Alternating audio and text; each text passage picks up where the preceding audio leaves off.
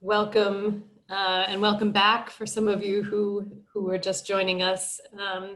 This is the culminating event in one of the Smart Environments group that is part of a larger effort at UVA led by Debjani Ganguly and Jack Chen, along with Allison Booth, the Humanities Informatics group. And Allison, I don't know if you wanted to say a couple of words in this session as well. I'll be very quick. I've really found the previous event fascinating, and I'm so glad that your energies in this set of projects meshed with the Humanities Informatics. Just to reiterate for some who weren't at the previous event, Provost, you know, at the Board of Visitors level, they had Strategic Initiative Fund grants. There was a bundle of humanities grants, and one of the labs was Humanities Informatics. And I think it fits perfectly with thinking about architecture and data, or architecture and the kinds of actual magic you all are doing with different kinds of devices and thinking about smart environments. The other groups, they were called working groups: human machine intelligence, surveillance and infrastructure, and network corpus, have all presented. This is all in lieu of a April final symposium, which was supposed to be our in-person international, bringing people into Charlottesville and showcasing all the great work. But I actually think that the accessibility of these Zoom sessions is another plus, and the fact that they're recorded. And I'm very happy to participate in Dietmar Offenhuber's, speech. So thank you. Thanks, Allison. Just to add a little bit of context to that, we just wrapped up a panel with most of the folks that you see on screen with the fun backgrounds, presenting projects that began with discussions among many faculty across grounds and at the School of Architecture a few years ago. And I won't go too far into that, but just invite you to check out the recorded session if you're interested in learning more detail about those projects. And we are excited to continue the discussion that we started just a few minutes ago, and I'll turn it over to Mona to introduce Dietmar Offenhuber. Yeah, good afternoon, or actually good evening, everyone. I want to quickly introduce our keynote speaker tonight. As Gina said, the two of us were the co-directors of Smart Environments that had a sequence of 3 years, and we are closing this grant tonight with an amazing speaker. I want to, it's really my true pleasure now, and also my honor, to introduce Dietmar Offenhuber. Dietmar is an associate professor at Northeastern University in the fields of art, design, and public policy. He holds a PhD in urban planning from MIT, master degrees from MIT Media Lab and also the TU Vienna. And he's currently a visiting scholar at Harvard Metalab and a fellow at the Princeton-Mellon Initiative in Architecture, Urbanism and Humanities. His research focuses on the relationship between design, urban technologies, and governance. Dietmar is also the author, and you probably have his books in your bookshelf. One of them is the award-winning monograph, Waste is Information, published by MIT Press. And he worked as an advisor to the United Nations and published books on the subject of urban data, accountability, technologies, and urban informatics. I also might at this point close the introduction with some personal words. We are really extremely excited, Dietmar, that you are here finally, that you can bring you to UVA.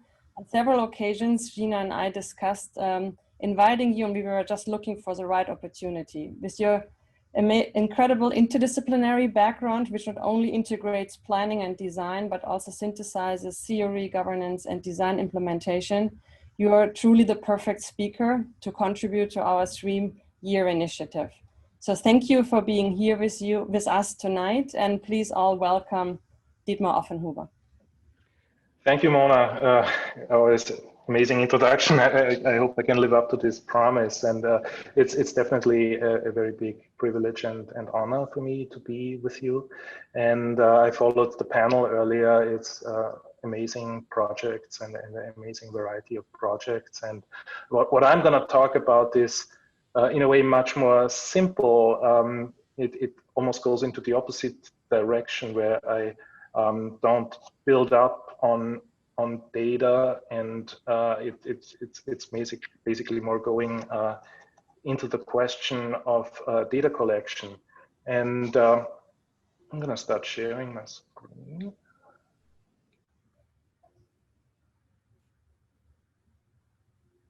So for some time now, I have followed this emergence of a decidedly analog culture of visualization and evidence construction. And I see that in all kinds of data practitioners, in theory, and also with my students. And I've been thinking about that for quite a while, and I don't think that they actually represent a nostalgic step backwards, because they are premised on this normalization of mediated digital experience. And in some ways, at the same time, they act a little bit as a counterpoint against this dominance of the digital, and they also reveal where it has failed. And I think it offers clues, especially for architects and designers, to think differently and critically about digital environments. And I want to start with an example of what I'm talking about. And I think it's safe to assume that all of you have seen many visualizations about the pandemic and about complex data sets and prediction models. I want to highlight some of these decidedly analog visualizations that I came across that nevertheless had quite a big resonance in social media. So, for example, remember this discussion about how to wash your hands? There were several videos that used black paint or a gel that glows under UV light to show how our usual ways of hand washing are insufficient.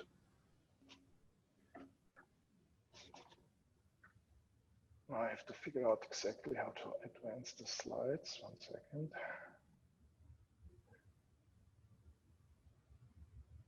Okay, got it. So then there was this really interesting experiment in Japan. It was about simulating a lunch buffet, and one person had UV gel on her hands, and after the lunch, the room was flooded with UV light, and you would see all the surfaces, all the foods, all the people that this infected, quote unquote, person directly or indirectly touched. Another question, how far does our breath go? There were several videos and images that used a shadowgram or Schlieren imaging technique. And this looks very high tech, but it's actually an analog technique from the mid-19th century, and very little has changed principally. You still need a laboratory, but people online discussed exactly how this distance of the breath can also be tested by exhaling in cold air, or vaping cigarettes, or breathing onto a mirror. And of course, the most contentious mask topic, how whether masks are effective. Lab technician Katie Corley carved on a petri dish with some nutrient, and once with and once without a mask. And the striking difference is visible here. It created a lot of discussion and a lot of controversy, but it also sparked a lot of refinements and new experiments along the same lines. So my question is, how do these analog visualizations differ from digital data visualizations of these data sources and predictive models? And I think there are a few things to talk about. On the one hand, the data visualizations of large data sets usually represent the scale of the population, while these material visualizations address a very personal experience, a concrete everyday situation and activity. And they are not just illustrations that express an idea, for example, like the flattened the curve diagram, but they are experiments that have an uncertain outcome. And as experiments, they are based on an epistemology of intervening rather than an epistemology of representing and reflecting. But the question is, what is their advantage? And what can these analog visualizations do that digital ones cannot? And you know, when I'm not going to make this argument that they're able to settle controversies with material evidence, because they are not. They're not able to settle controversies and end the mask debate for that matter. But they, even in this respect, they offer an important advantage, because visual visualizations are pliable. They can be made fit to any argument. But in the case of these physical visualizations, the discussion always stays grounded in this shared reality of the material display. And I think in this hyper fragmented media landscape, this is already a big step forward. And I think they also remind us that the digital data sets are very analog if you look closely. They're manually collected by hospitals, contact tracers, and so on. And there were these reports of data bottlenecks because COVID data was manually transmitted through fax machines. And at some point, these fax machines reached the limit and jammed and created this paper deluge, and that at some point determined the maximum number of daily infections. It was basically just the capacity of the system. And of course, you know, it's also a question of political intervention. But reflecting on all these things, I'm reminded of, you know, all these overblown and problematic predictions of the past. And, you know, Nicholas Negroponte, always in the business for outrageous statements, said in 1998, face it, the digital revolution is over. And he was arguing that being digital has become such a banality that it's noticed only by its absence, not by its presence. And I think what he had in mind was this kind of heroic banality, in the same way how municipal sewer systems were considered at some point futuristic technology that, you know, held a central place in the public imaginary. And there's actually a lot to say about what happens when infrastructures become banal and move into the background, as well as about this paradoxical effect that even as they crumble, they may become more powerful because they are increasingly entangled with our daily activities. And in my previous book, Waste is Information, I talked quite a bit about that. But from today's perspective, I cannot help but read Negroponte's statement also in a different light, especially now that it has become clear that, you know, these societal visions of the 1990s tech bros have led us into some pretty dystopian places. So this is not a story of heroic banality, but instead about the actual blind spots of digital infrastructures and information-centric thinking. And I think one blind spot is this pervasive tendency to reduce material to informational problems. And to appreciate that this is not an obvious or natural thing, but something that was initially a very unusual idea, I want to bring to mind how Alan Turing talked about it in the 1930s, about his idea of a universal machine that can imitate all other machines if it has the right kind of description. So the consequence of that is, of course, that every problem becomes immaterial and abstract, and a problem of representation and the right symbolic encoding. And we all know that this kind of abstraction has been extremely successful and it has been generative. But I think, and it would be all fine if we rely on this assumption that information is something entirely abstract. But of course, we know that hard drives and, you know, as we have seen in the previous presentations of the cloud, you know, all of that is composed of physical things. And there are also physicists who consider information as a physical entity. And there are many disciplines that look at data through a decidedly material lens. So when geologists and archaeologists talk about data, they might talk about physical objects rather than transcriptions as textual records. So from this perspective, data are differences in the world, such as here, these geological layers, and information would be differences that are considered meaningful. Of course, this is also a symposium with digital humanities. So I'm sure there's, all about that, but there's not one concept of materiality, but there are many different materialities, and there's a lot of literature on that. So I will mention just a few aspects that are relevant for the later discussion of data infrastructures. First is, of course, this aspect of inscriptional systems and writing technologies, generally often associated with German media theory. Friedrich Kittler became known for this inversion from the focus on textual content towards the mechanisms and cultural techniques of inscription, such as the typewriter. And with regards to Turing, that's what he had to say about software when he titled his essay, "There is no such thing as software. There are no computer languages, only charges and transistors." Also, this distinction between forensic and formal materialities that was brought up by Matt Kirschenbaum is relevant. The forensic materiality are, of course, these properties that make a physical object different from any other object in the world, and that includes digital objects as the microscopic image of a bit on a hard drive shows. The concept of formal materiality is a little bit more difficult, and I'm going to give an example because it's also going to be very relevant for what I'm going to talk about.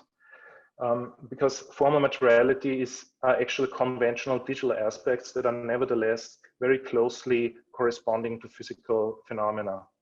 And what we see here is a very popular data set in data science. It's GPS data of taxi cab rides in New York, pickup and drop-off points, millions and millions of them.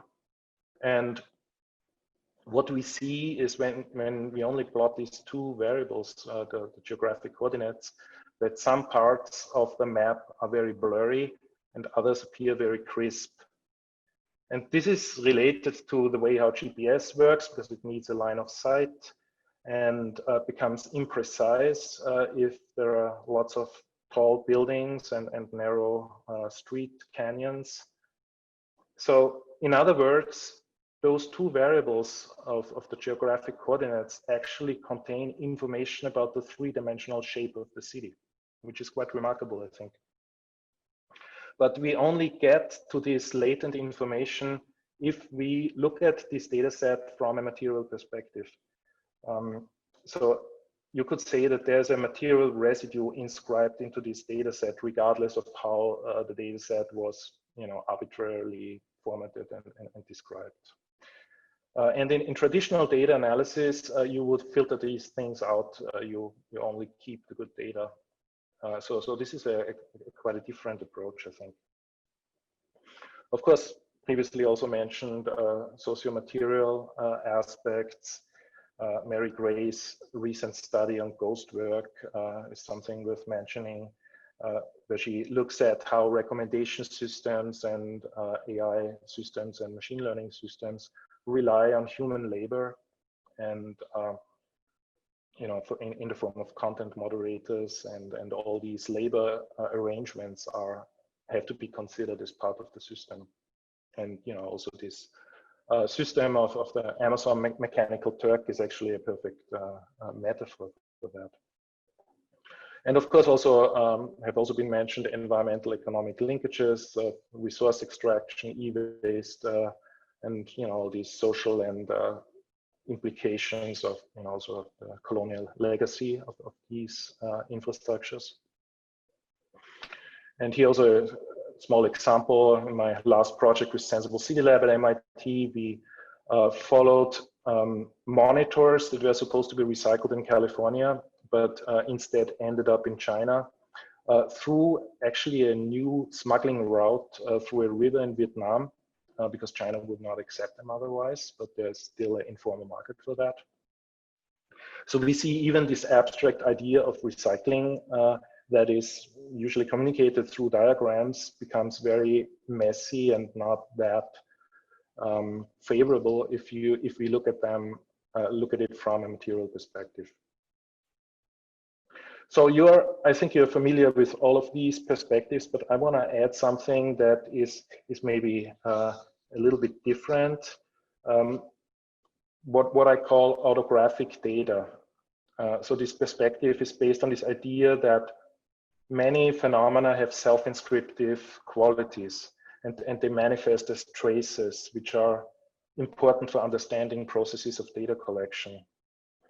And this concept of autography was actually a very important epistemic concept in the 19th century. For example, based on this idea that basically every contact leaves an imprint, a trace, which was foundational for forensic sciences. But also this idea that everything in the environment is constantly inscribing and reinscribing itself. And transcendentalists like Emerson and Henry Thoreau saw this also as the way how nature articulates itself. And an example of an autographic data set would be, for example, this ice core from the Greenland ice sheet, a 3-mile-long column of ice, which is to some extent a human product because it had to be extracted, and it's quite a complicated project. But at the same time, it contains the imprints of past climates and is valuable for understanding climate change because of that. So I want to talk about some examples where I use this idea of data autography as a critical method of questioning data standards, data collection methods, especially in the domain of environmental sensing. And those are very simple projects, but I think it's really interesting because it takes you to a different place. The first project where I tried to apply this principle was this project in Stuttgart in Germany, where I was invited by a festival. And Stuttgart is the German city that is considered the most polluted one in terms of particulate matter, air pollution. It's also, a major center of the German car industry, and so there's lots of political controversy around that, about the way how the city measures particulate matter, concerns that there are not enough measurement stations, that the locations are somehow problematic, or also about the ways how these pollution readings are averaged. And a local group in Stuttgart built a DIY sensing network for particulate matter, which is now one of the largest initiatives of that kind in Europe. And they use very cheap sensors, but they are very careful to produce reliable data. And in their discussions with the city and in the public, those discussions, the debates quickly converge on very esoteric technicalities of measurement. And you end up in these esoteric debates because the single number of the particulate matter metric that is used by most cities, I mean, of course, there are more metrics, but there are some that are very widely used. So this single number of the PM, for example, 10 or 2.5, has to do a lot of work because it's a very reductive measure that stands for a very complex, multifaceted qualitative phenomenon, but that is ultimately invisible, so we can't really verify. So it's interesting to look at the way how particulate matter is actually measured. And this is a filter strip of a gravimetric sample. So you literally weight put it on a scale and calculate the weight of particulate matter per volume. And at this point, you actually see the material of particulate matter, its color, its texture. So, of course, that's not only true for these filter strips, but that's also true for the city itself. So in some way, the city is a visualization of dust pollution because the dust accumulates on all surfaces of the city. And it's pretty dramatic to look at some of these historic photographs of Pittsburgh, for example. So, of course, this is not really useful because we can't really make a judgment because we have nothing to compare it to, and we don't really see it without the contrast. So my question was, how can we bring back this sensory judgment and put it into context with the dust measurements? So I use this technique called reverse graffiti, where you draw by cleaning rather than adding paint. It's a very satisfying process. I enjoyed it a lot, and you see how you reveal the pristine surfaces underneath.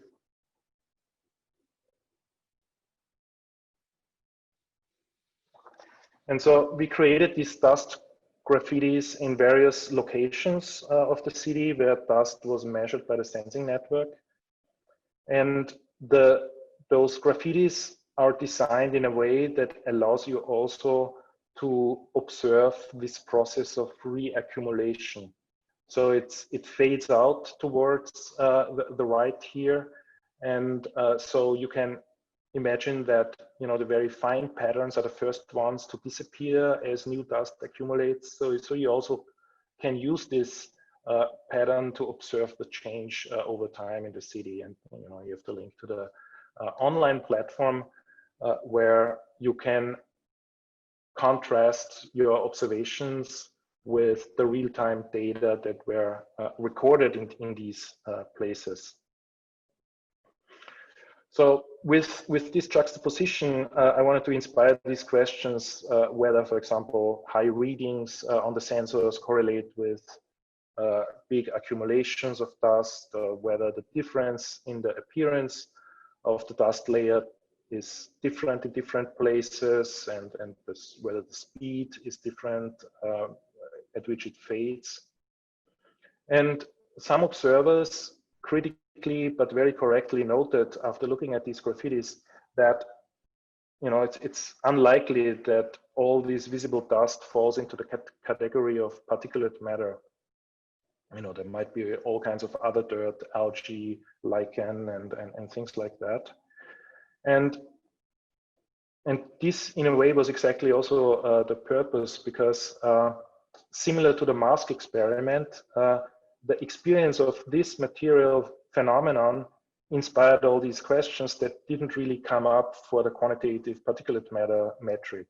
Where you could also ask questions whether weight is the best way to characterize it, or whether you would rather look at particle count or shape or chemical composition. And there are these concepts like the exposome that look at these questions.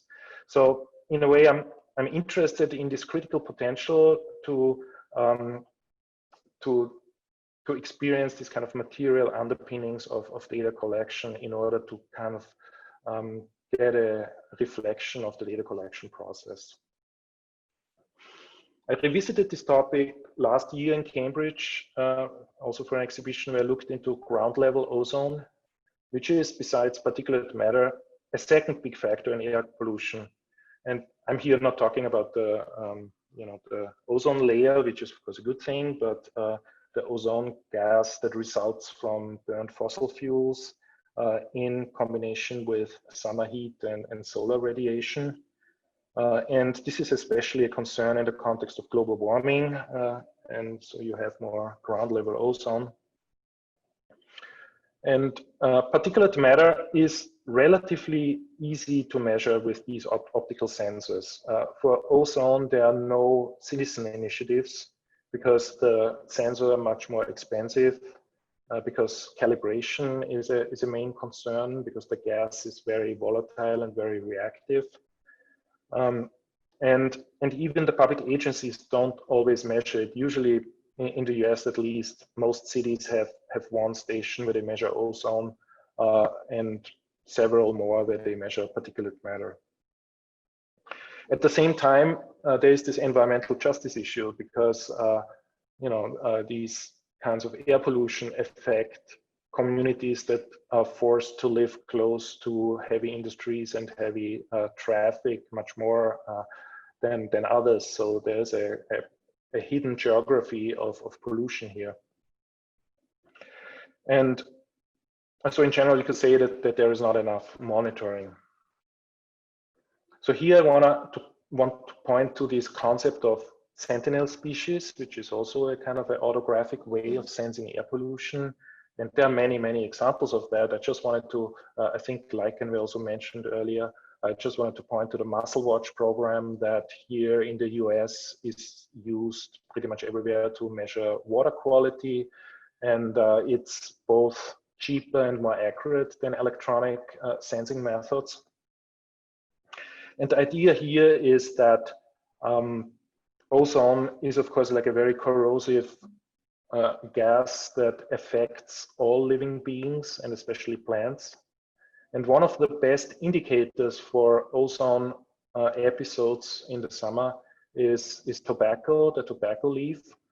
And this might be interesting for the Virginia context because also Massachusetts has a very big history in tobacco farming up to the early 20th century, 1920s, 1930s. It was a very important cash crop until it became just unfeasible because of the pollution. So these kind of tainted tobacco leaves, you couldn't sell them anymore. And there was a lot of research going into this at national laboratories, USDA. And USDA, for example, they developed this bioindicator visualization system where you look at two different lines of the same plant. Snap bean is one species, tobacco is another one. So you have one that is very sensitive to ozone and another one that is more tolerant. And by comparing this exposure of these two lines, you get a sense of how bad and when you experience the ozone episode. And some scientists actually promoted this as a community monitoring approach. Jack Fishman from NASA at the time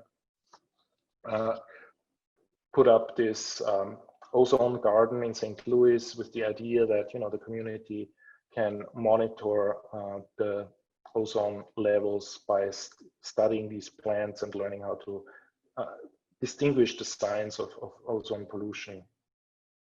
And it's a very beautiful idea, but the problem is, of course, that for a lay person, it's not very easy to differentiate ozone damage from, let's say, water damage or insect damage. And I tried to work on that using a similar strategy like in the previous project in Dustmark, creating a damage pattern on the leaf that acts like a legend on a map. So again, you have something to compare it to. So I built, so I got these seeds from this visualization system from USDA and built a machine that exposes only a part of the leaf. That's usually not done. Usually you have this chamber that exposes the whole plant. Sorry.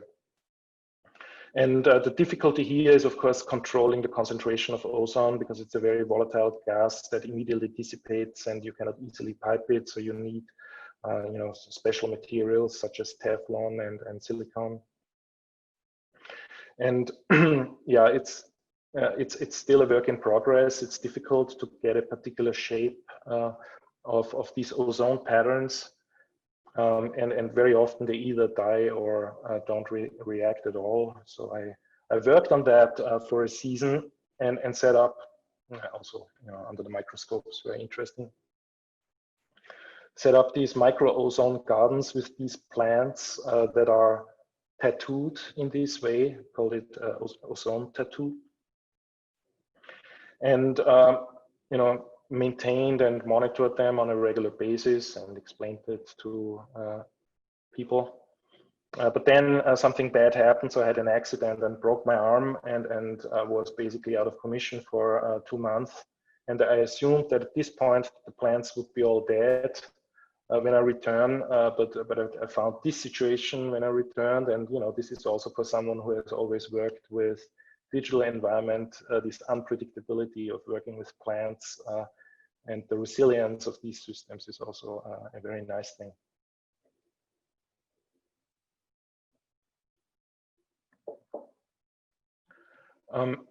As a last related project, I also want to talk about noise pollution, which for me is also a form of environmental pollution. And here, I also want to show how you can use this also in a digital context, this approach. So a couple of years ago, I worked together with Philips and the city of Los Angeles to run this pilot. So Philips was interested in putting these sensors on streetlights, and one of the first things they came up with, let's do noise sensing. And noise sensing is in a way the low-hanging fruit. It's always the first idea that people come up with because it's easy to do. It's considered a solved problem. And I'm totally okay with that because I love working with sound and soundscapes, and I worked for many years with soundscape artists such as Sam Auinger on this topic, and I don't consider it a solved problem. I think it's a very underappreciated problem. And one of the first intervention that we tried to do, and we were happy that Philips agreed with that, to question and to provide an alternative to this dBA metric that is mostly used for measuring noise in cities. So dBA is adjusted A-weighted decibels, is based on psychoacoustic principles that we hear different frequencies. We are sensitive to some frequencies less than others. And this works perfectly if you want to test your indoor stereo, but in the city it works a little bit differently. And one of the big issues in cities is low frequency noise created by diesel engines, by trucks and large machines. And hearing is something that we do with our whole body. So our ears are not just microphones. Hearing is a bodily experience. And so these low frequency noise emissions are a very big health concern. And but cities don't really don't really pay attention to it because it's very convenient that the dBA metrics are underreporting or underrepresenting that. And I can show that with one example of the data that we collected. So on top you have the different average dBA values, and you see how in the morning it starts, then it stays flat pretty much throughout the day, and then it slowly tapers off after 6 p.m. But if you look at the frequency spectrum, you actually see that the red dots, which are the low frequency sounds, actually have this very significant bump in the afternoon that is not really visible in the other chart. So and by the way, there were no sounds recorded, but those are just average values of noise pressure. And but even with this extremely reductive collection, you still get, because of the spatial distribution of this sensor network, you still get a really interesting way to study these noise signatures. You see how an idling truck, the volume slowly dissipates over neighboring street lights, or you know, you have here this place where children arrive at school. And you might ask, okay, how do we interpret that? How do we know that? It's because we had this mixed methods approach where we used active listening and observation on site while we recorded the data, so that we could always make this connection between our sensory experience and what the data reflects. And you know, you would, through that approach, you would get all these insights how, for example, you know, idling vehicles have this really significant impact on the noise floor that we are so got used to so much that we don't really hear it if we don't really pay attention. And that, in that sense, visual data is again a very interesting mirror that gives you this perspective. Or, you know, how trees and vegetation can reduce ambient noise, or also how architectural surfaces, like here this facade, reflect noise, and this leads to a much higher loudness. So with students, we did a lot of interesting experiments that I would love to show, but I don't want to stretch the time, and go to the next point, which is about what can designers and visualization experts, how can these principles be used? And here again, I think we see a different paradigm compared to the tradition of data visualization. And you know, this is basically the field that I spent most time in the last years. And and I think it's really interesting to look at the rhetorics and visualization practices here as well. So a colleague of mine, Sara Wylie, who is a health researcher, developed this method to detect H2S, hydrogen sulfide, with photo paper. So she looks at the health impacts of fracking and oil extraction on adjacent communities, and you know, many chemicals such as H2S are not really enforced or regulated. And this is again a situation where electronic sensors are inferior because they are much more expensive and they only give you a point reading, while you can distribute these photo paper samplers all over the landscape and get a spatial picture of the exposure. So there's a lot to say about this, but I want to focus on this visual mode of presentation here, assembling these photo paper strips to maps that offer this very direct way of experiencing the causality behind the phenomenon. And as a rhetoric strategy to present evidence, it's a way to minimize the distance between the presentation and the data source. And this is something that we see a lot in community science and citizen science, amateur research. People who produce data that is often questioned and scrutinized. So as a counter strategy, evidence is presented up front.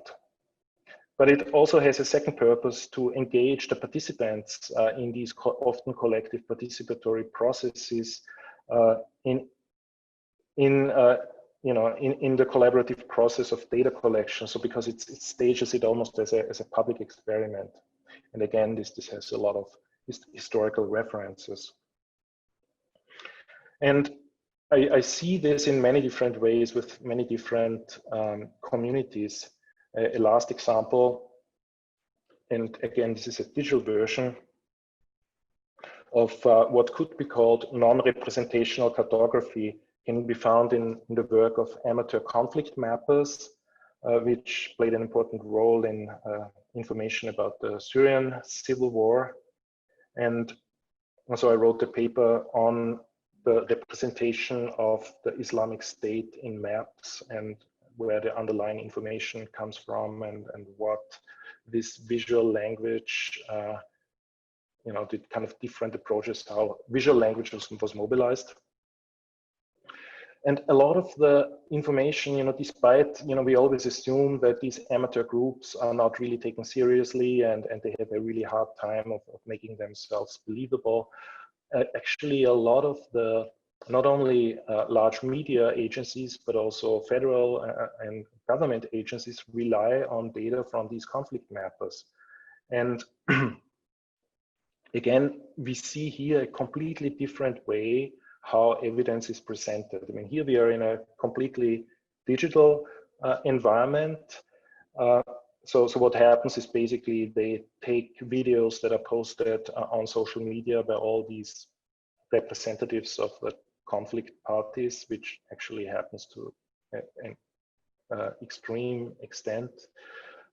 That's a whole different discussion, but what they are trying to do is to establish the location and the time that video was shot and use that to map the shifting front lines on a daily basis. So they do this by identifying landmarks in the videos and triangulating or matching them with satellite images and other sources of information. So, and they do this to also verify the claims of these conflict parties. So for example, here, an amateur group has rejected this claim of the government troops that they have taken over a city by showing that the location that is presented in the video is actually at the periphery of the city. Again, there's a much more complicated story behind that, but I wanted to talk about the visual strategy here. So here we see a departure from this traditional cartographic language.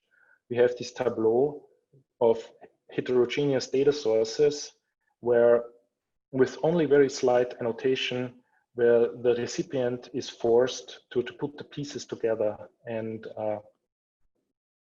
interpret this what is presented. So it is a form of performative cartography. And Rob Kitchen and Martin Dodge talked about this in terms of ontogenetic cartography, where it's really not about what a map represents, but how a map emerges.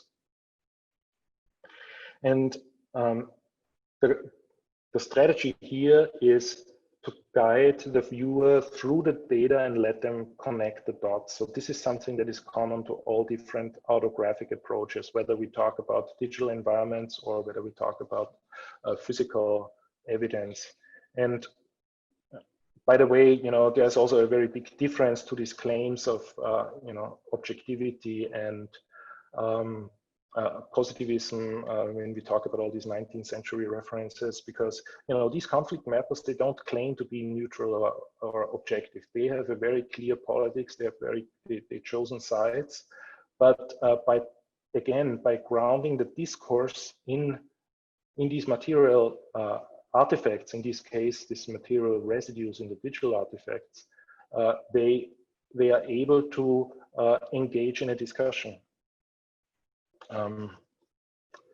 So to wrap up, as we all have seen, there are moments when the physical reality makes itself directly known to the senses that we cannot ignore, even when we are often used to experience the weather or the air quality index through these little icons on our phones. And there is often this tension between the instrumental experience of data and this personal experience of different individuals and groups. And therefore, I think in many public controversies, whether we talk about climate change or police brutality, pointing to a data set is not always a sufficient answer. So I think that in our move towards increasingly digital infrastructures, there are some fundamental questions about this relationship between evidence and experience that have been ignored. And I tried to capture my approach in this diagram to show how this can be operationalized. So on the left, we see the traditional paradigm of data analysis and data visualization, where we take a data set, look for patterns in this data set in order to interpret a phenomenon that the data set is supposedly connected to. But there's a gap between data and phenomenon. We don't really know how they are connected, or we can't really see this connection.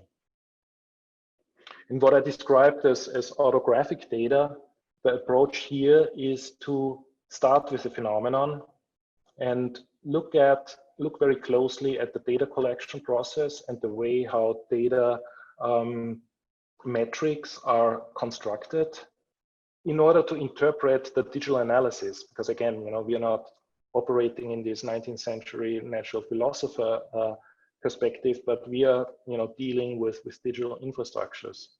And of course, there's again a gap between data and analysis, because these kind of physical presentations don't necessarily allow us to do the same things that we could do with data. But maybe this idea is to combine those two models and have this kind of contextualization of physical underpinnings of the material conditions of data collection, and those interpretations and analysis of data.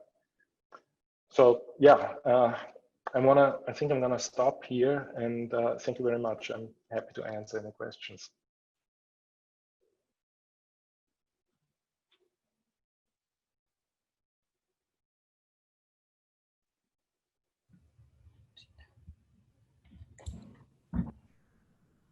Yes, thank you, Dietmar. Do you want to, shall we switch over, or do you want to continue share your screen for the discussion? Switch over. I just don't know. Okay, here, click. Thank you very much. And a really interesting and very novel perspective on data. And also on the one hand side, I read the papers that you forwarded last week. Also the approach to maybe move away a little bit from the digital, or to come to an halt at least, and to see at what are we looking at, what are the material phenomena that are of importance to our society, to our neighborhoods, etc., and our cities, and how can maybe even the combination of the material and the digital, because I understand also in your projects that it's not purely based on the material evidence of, for example, air pollution or ozone, but that you're combining, that you're creating an analog dialogue machine that helps us truly to understand the phenomena, etc. So I'm wondering, obviously we would like to have this discussion now open to the audience, specifically because during the panel discussion, the audience had hardly an opportunity to ask questions. So we are inviting our audience now to maybe use the chat tool to ask questions. Gina and I, as well as Jose and Katie, are monitoring this, and will help you to maybe follow up with some of these questions that are coming up now. But I also want to open it to Jose and Katie and Gina to maybe start a round of questions with you. Sure, I have a question to start with. Thank you so much, Dietmar. This was fascinating and in a way so intuitive, the kind of power of the analog as a complement to understand more complex systems, or maybe like a teaser to invite interest. And I think it makes so much sense. I was thinking as you were showing some of the examples that it's interesting that food is, came up, the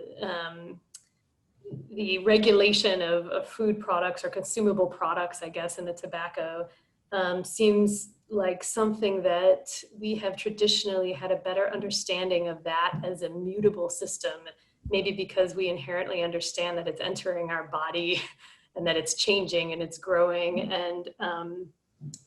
and yet so much of the other problems that we worry about in our disciplines are seen as static. The built environment, it's on such a longer term trajectory, or the planetary health is on this different kind of time scale, that maybe somehow that's led us to a more static interpretation of that. And I wonder, does this method translate or have you thought about how it translates over time scales? If there's not an immediate analog response, can we make use of these methods somehow, these kind of simple analog demonstrations?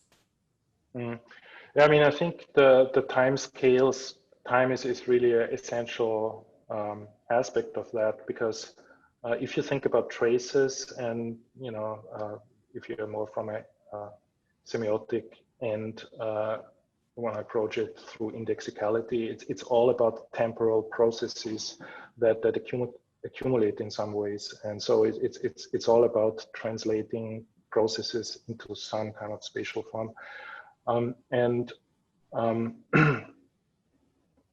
yeah, I mean, I think for architects, I see a lot of work where designers build on top of data infrastructures, but you know, they of course reflect the underlying conditions.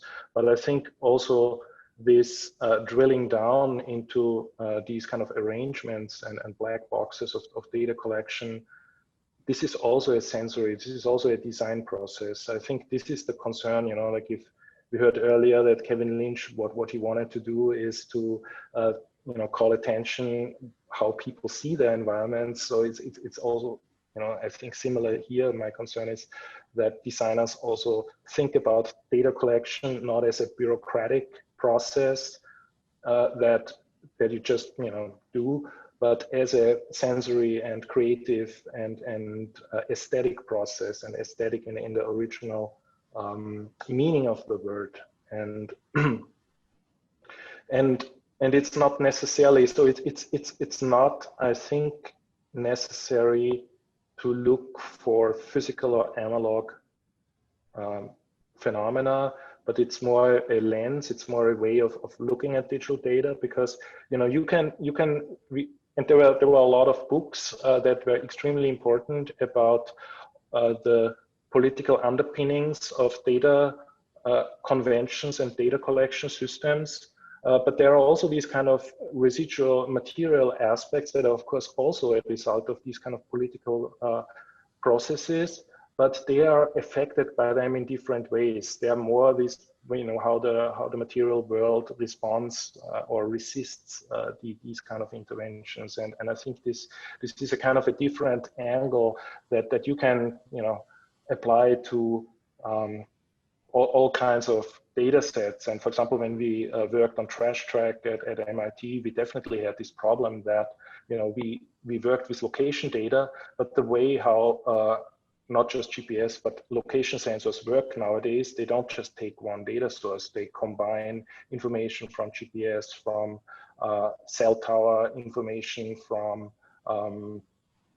you know, from Wi-Fi access points. So they have a very hybrid way of arriving at a geographical coordinate, and that creates some really very paradoxical results and artifacts where you really wonder, I mean, what is going on with this data set? And there were also these media reports of, you know, police repeatedly visiting a particular house because all kinds of stolen phones would show up there just because there's a particular access point that the location algorithm attaches itself to. And those, if we understand that those are material processes and don't just dismiss them as data errors, but see them as a late source of latent information, I think it allows a very different engagement. We have the first question from the audience, which is really interesting, also referring to scale and replication by Vina. This was a nice combination with a panel discussion. I was thinking that one of the reasons we start to rely significantly on the digital data collection is because of the physical area it can cover and maintaining consistency, which are restrictions to the analog methods as an extent. I would love to hear your thoughts. Yeah, I mean, I don't expect that we go back to analog methods in the foreseeable future. And if we do, it's probably not a good thing. Because that means more like an apocalyptic scenario. So it's kind of important to think about, how is that different from, let's say, a nostalgic look at what has been lost, and instead focus on a way to scrutinize digital infrastructures from a different direction. So especially if we, with this example of the taxi cab data set, I mean, it's a huge data set that pretty much you cannot open on any laptop. So it's a genuinely big data problem, but it contains all these traces of material processes that are an interesting way to think about, its limitations. Mm-hmm. And yeah. I would like to add something to Vina's question. That was on my chain of thoughts. I really love the combination of the analog and the dialogue, as the analog gives something back to the digital discussion that we had over the last 10, 15 years. On the one hand, you said the analog is something that we can feel and experience, where we can attach our own body, that it becomes a part of our environment, rather than the digital being extremely abstract. And I think in the Stuttgart project, you were referring to the esoteric discussion, or that we start in the moment when it becomes too abstract or maybe too large. And data ethics is also, and literacy, something that we discussed a lot in our smart environments. That there's a missing link. We might have all the data, but it doesn't mean that we necessarily are now more informed, truly, also emotionally, so that we have the feeling that we can and have to act now. And I find it extremely important when it comes to these environmental conditions. And, the ozone tattoo, I feel empathy with a plant, obviously, because it becomes the object of experimentation, but we nearly feel with a plant, which now allows us to actually create, or at least allow another emotional component in the perception of big data analysis, etc. So I find this fascinating, and I was wondering, when you were working together with communities, I remember that you said you discussed or maybe even interviewed activists. Is this an important part, for example, citizen science, etc., that there is a missing link, and that the analog can bring something to the table that is really important to comprehensively understand the situation? I mean, I think one important thing is to, of course, it's a way of simplifying the way how we can talk about these questions, but it's not a question of binary distinctions. If we look at digital systems, they're actually analog, and so there's a very fluid, a gradient between them. And so it's, but I think it's true that there's all this expressiveness that plays, that is added through a slightly different angle. And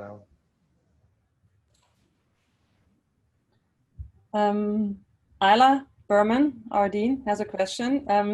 I was interested in the provocation that you presented, the banality of the digital, for example, to say that the revolution is over is more an indication that it has lost our attention because it has become acuculture, oh my God, and naturalized, despite that the research on this front continues in a much more widespread way and at a much more sophisticated level. What are the areas that you think are the most interesting and important avenues for exploration that are specific to the capabilities of emerging technologies rather than the specificities of the contents that are being taken on? Yeah, I mean, I think if this provocation that the digital revolution is over, it's not just over because of banalization, but also because we don't believe the hype of these people anymore. If you look at public discussion, the Silicon Valley visionaries are no longer the good guys, and so there's a lot of criticism. And so I think this revolution that has been always a rhetorical device is I think there are kind of several layers to that, but I think that for me, this transition from, let's say, the 90s to the early 2000s and later was that, it was no longer interesting to think about, what could happen in the future, but it was much more interesting to see what people are actually doing with these technologies. And, I think this paradigm shift, where I worked a lot in this area of civic tech, where, governments started to embrace experimentation and digital methods.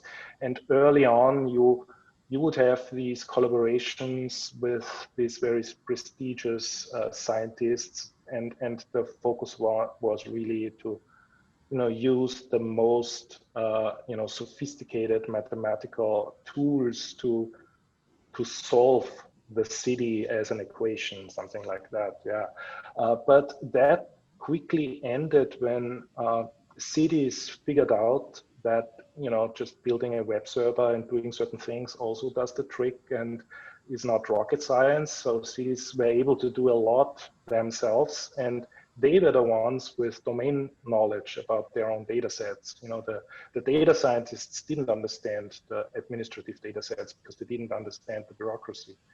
And so I think this shift towards a much more improvisational and, interventionist approach was for me really interesting in that time. And I think that's something that we are still in at this point. And, for example, I've been talking to lawyers who, discuss fascinating questions of implications of, all these kind of digital interventions that, I have no competence in, reflecting or talking about, but there are so many things where just the tech community just has no competence anymore to, talk about it in an informed way. And so that's why, we also don't need these people that proclaim revolutions at this point.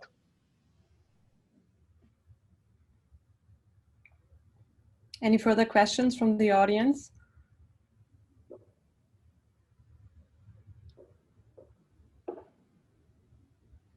Yeah, Xiaoyu, thank you for the presentation. I'm really interested in the three models you mentioned. I wonder, what does an interpretation from analysis to phenomena mean? What is trying to figure, was is trying to figure a way to interfere the phenomenon or trying to represent them, for instance, through artificial installations? Is it that means artificial installation will that fall out of the third model, which seems like the interconnected circle?